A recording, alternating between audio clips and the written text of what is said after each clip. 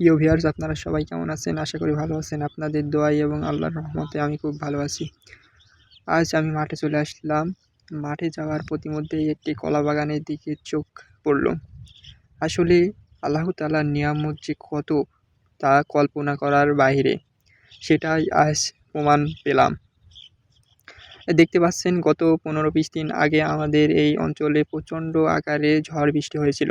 সেই ঝড় বৃষ্টির কারণে প্রচণ্ড গাছপালা এবং ফসলাদি, এই ভিডিওটি দেখলে মনে হবে এ কি দেখছি। আসলে এটা সত্যি। হ্যাঁ, এটাই সত্যি। এটা কিভাবে সম্ভব তা আজ আমি দেখানোর চেষ্টা করব। তো এটি কিভাবে হলো বা কিসের কারণে হলো। তো আমাদের কিছুদিন আগে প্রচণ্ড আকারে ঝড় বৃষ্টি হয়েছিল। সেই ঝড় বৃষ্টির কারণে ফলন্ত কলা গাছ মাছ থেকে ভেঙে গিয়েছিল।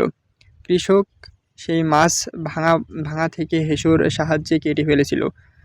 কেটে ফেলার কিছুদিন পরেই এমন দৃশ্য আমরা দেখতে পাই। তো দৃশ্যটি আসলেই আশ্চর্যজনক দৃশ্য। এমন দৃশ্য আমি